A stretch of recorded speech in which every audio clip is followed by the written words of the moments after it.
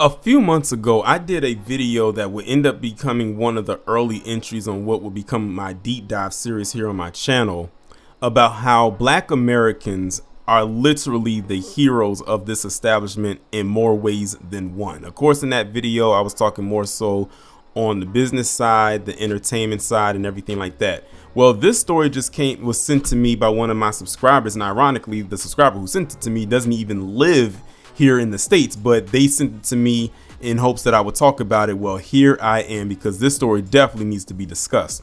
So as you can see by the title, and this article is coming from capitalbnews.org, it says Black owned farms fill gaps left by SNAP funding delays, and it was posted November 10th, 2025, and I'm ironically recording it on the same day.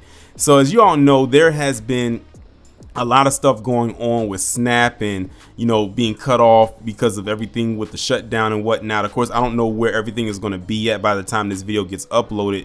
But yet again, Black people are throwing on the cape and coming to the rescue again, not because they choose to, but because they feel it's the right thing to do. So let's go ahead and get into it.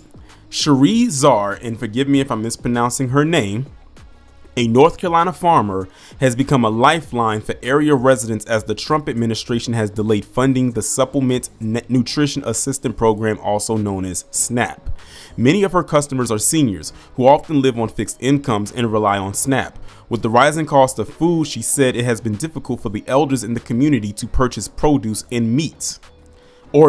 For months, she and her family have given free bags of produce to elderly residents in the historic West End of Charlotte, a majority Black community. Because they love to say that Black people don't have a community and we don't do for each other. Meanwhile, you have this story right here where that's actually happening, and there's been something going on right now, but of course it's run more rampant because of what has occurred via this administration.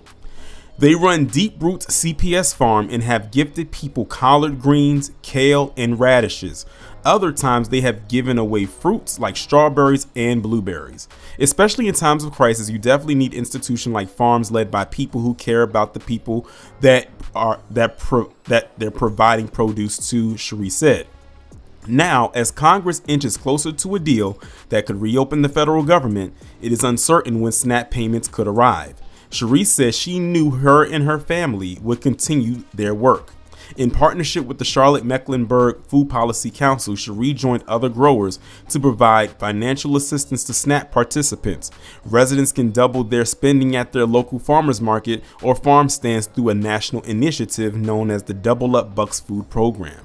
The Policy Council gives each customer wooden tokens, and if they spend $40, they will receive an additional $40 to spend. It's funny that they're mentioning the thing about the wooden tokens because it reminds me of that scene in Sinners where you had the guy at the juke joint who didn't have actual money and he was paying to buy the beer with the wooden tokens. So when I saw that right there, it reminded me of that scene. While two federal court judges ruled the administration must fully fund the program by November 7th, using contingency funds from the U.S. Department of Agriculture, the government has not done so as of Friday afternoon.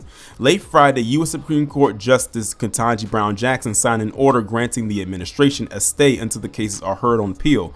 The move allows the White House to press pause on distributing the aid.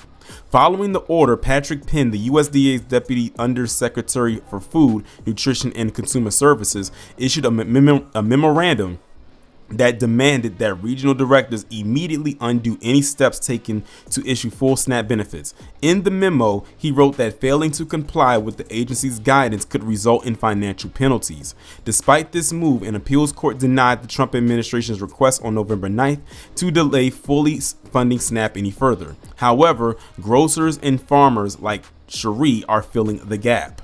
We have always been rooted in the community, and we will never stop doing that, no matter if SNAP is paused or continues to go on, Sheree told Capital B. The USDA, which oversees SNAP, froze the funding on November 1st as a repercussion of the government shutdown, which started on October 1st. In response, more than 24 states filed lawsuits against the Trump administration to restore funding. In favor of the states, two federal judges ordered the federal government to fund the benefits using contingency funds. Both judges stated that the decisions to freeze the payments was likely unlawful. The administration announced that they will use $4.65 billion to cover 65% of the benefits. The U.S. Secretary of Agriculture Agriculture Brooke Rollins told Scripps News that there's no additional money beyond that. On November 6th, U.S. District Judge John C. McConnell Jr. of Rhode Island ordered the administration to deliver full funding to states by Friday.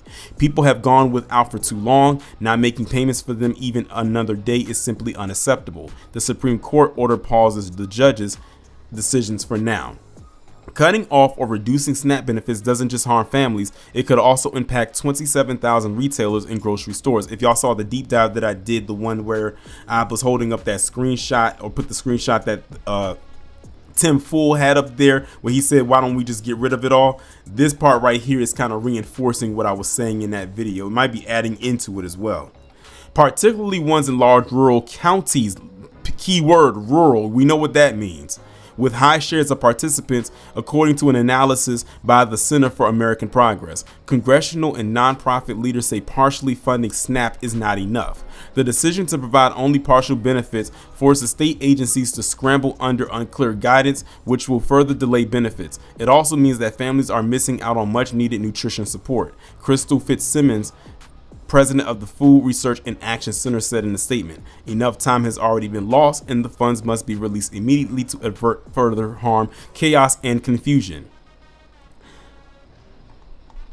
In Oakland, Mississippi, a black-owned nonprofit grocer is providing 30 food boxes. So this is a separate black-owned nonprofit grocer, is providing 30 food boxes a month to households with children and older people. For $30, residents can purchase an additional box. One health center in New Haven, Connecticut is offering food vouchers to current patients, which can be redeemed at local grocery stores. Other stores and restaurants across the country have offered discounts. Billionaire and media mogul Tyler Perry has donated $1.4 million to food banks and organizations in Atlanta and Los Angeles. Meanwhile, the USDA issued a notice that authorized retailers cannot treat SNAP customers differently and must offer eligible food at the same prices. The notice also warned that discounts or services only to SNAP customers is a violation. The shortage of funds will create an increased demand for food banks and organizations such as Power and Changing, a diaper bank in South Carolina. Ayanna White, founder of the nonprofit, says she expects to see a surge in clients. While they are prepared to meet the need, they are stretched thin. Back in North Carolina, Sheree is prepared to continue the work to feed her community, particularly those the most in need. She says, we have always sort of led with this understanding that our people face barriers to a lot of things. One of them is food and food access. The ones that are most vulnerable are our seniors who are on fixed incomes. They do not have the means to adjust their budgets because of high food prices at times. And so what do we just do? Turn our backs on them? She added, no, we think of ways that we can service them, and we're going to continue to do it in the future. First off, shout out to this Sheree Zar person, and also shout out to her family for doing this, and not just for this particular cause right here, but because they've been doing it. Like, they've been in the community like this. These are the type of stories that I like to bring to y'all from time to time, because they often get buried, and I'm very glad that this story was sent to me, because this is a feel-good story in a very turbulent time. So it's very interesting how all of that plays itself out. But shout out to her, and shout out to their business and their farm. And hopefully, if I have any, I don't know, I'm asking if I have any people in North Carolina. I know that I do. If I have any people that's in the Charlotte area or just in North Carolina as a whole, make sure y'all go visit this farm and support what it is that they're doing, because they don't have to do this, but they figure we have the resources. We're not completely impacted by what's going on, so why don't we just help the people that are, especially those who actually need it, because this could happen to us at any given moment. While this may not be impacting them, seemingly it could impact them in the future. You just never know, especially when you hear a lot of the stories we often hear about when it comes to these black farmers is that they don't get a lot of funding, or they're getting money stolen, or sometimes someone's trying to sabotage their farm or their land for whatever reason. But you rarely hear stories like these where they are going out into the community and they are helping the people that's around them, because at the end of the day, that's all you have. And they said this is a black owned family farm, and they live in a majority black area, and they're doing this. And I'm glad that this is happening, and it's not like they really need the recognition like that, because they've been doing it thus far without it, but now it's giving them promotion. So now people know who they are, and now if they need any more assistance from even notable people, there it is. This is what community looks like. But more importantly, this is what being on code looks like. This is where it really starts at its foundation, at its core. This is how it's supposed to be done. So kudos to Sheree and her entire family. Good luck to them in all their future endeavors. And I mean, there's really nothing more much for me to say that hasn't already been echoed throughout this article.